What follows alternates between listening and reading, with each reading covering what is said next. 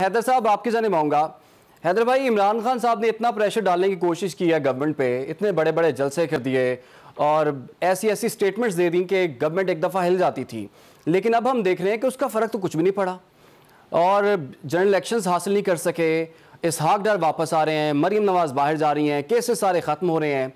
तो आप समझते हैं इमरान खान साहब अब आगे उनके लिए कुछ भी नहीं है इस सिस्टम के अंदर, और अगर इलेक्शन भी अपने मुकर्रर वक्त पर होते हैं तो फिर इमरान खान साहब के पास अब क्या स्ट्रेटजी होगी आपके ख्याल में?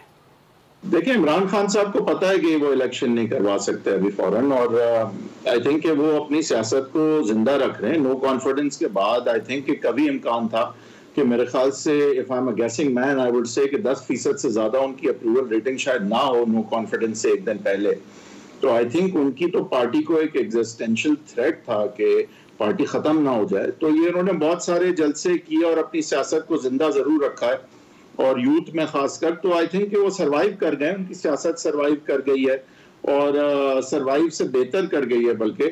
लेकिन ये कहना कि वो कोई जोर बाजू इलेक्शंस ले सकते हैं, हासिल कर सकते हैं, तो ऐसा तो मेरा नहीं ख्याल है कि ऐसा होने लगा है, और ना मेरे ख्याल से वो कभी भी होने वाला था।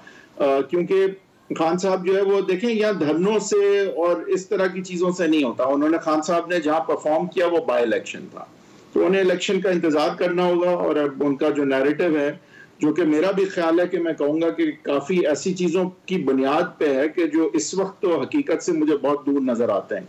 तो कल को खान साहब जो है वो अगर इक्तदार में आते हैं और जिस तरह की उन्होंने बड़ी बड़ी बातें की हैं, क्योंकि वो अल्लामा इकबाल से कम तो बात करते नहीं हैं, तो अगर वाकई वो पाकिस्तान के यूथ को उधर लेके जा रहे हैं, उस आइडियोलॉजी की तरफ लेके जा रहे हैं, उस हकीकी आज़ादी की तरफ लेके जा रहे हैं और उस मंजिल की तरफ लेके जा रहे हैं, तो ठीक है। लेकिन जब वो नहीं ले जा पाएंगे और ये सारी बातें तब्दीली की तरह एक पहाड़ में से छोटा सा चूहा निकलता हुआ नजर अगर आया, मैं नहीं कह रहा कि लाजमन आएगा, तो मेरे ख्याल से कि फिर बहुत बड़ा टर्न हो सकता है खान साहब की सियासत का। लेकिन इसमें कोई शक नहीं है कि इस वक्त यूथ का जो है को इंस्पायर उन्होंने किया हुआ है, और वो यूथ को बिल्कुल। खान साहब ने एक मशरूत पेशकश ये भी किया है कि अगर साइफर की तहकीकात करवा ली जाएं तो वो असम्बली में वापस आ जाएंगे। लेकिन आज प्राइम मिनिस्टर से सवाल भी किया गया, तो वो कहते हैं कि साइफर की कौन सी तहकीकात हो चुकी हैं। कौमी सलामती कमेटी का जो आखिरी इजलास हुआ था उसमें भी ये बात सामने आई थी तहकीकात के बाद कि ऐसी कोई बात नहीं, कोई साजिश नहीं हुई।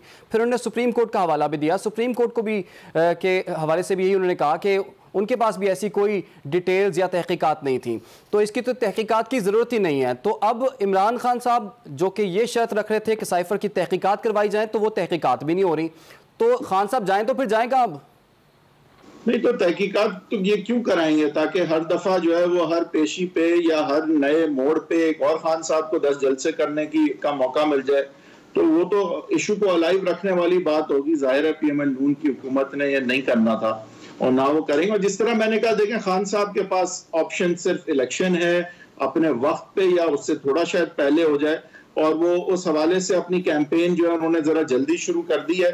और होना सिर्फ यही है, अनलेस कि कोई बहुत ड्रास्टिक चीज चेंज हो जाए, कि इलेक्शन जो है वो अगले साल ही होंगे और अपने वक्त के कुछ लगभग शायद करीब ही होंगे, और खान साहब अपनी सियासत को जो है वो उस तरफ लेके जा रहे हैं। और उस वक्त तक जो है क्या सूरत हाल होगी उस पर डिपेंड करेगा कि क्या नतीजा निकलता है। लेकिन ये कोई धरने वरनों से तो कोई इलेक्शन नहीं होने वाला, सवाल ही नहीं पैदा होता। लेकिन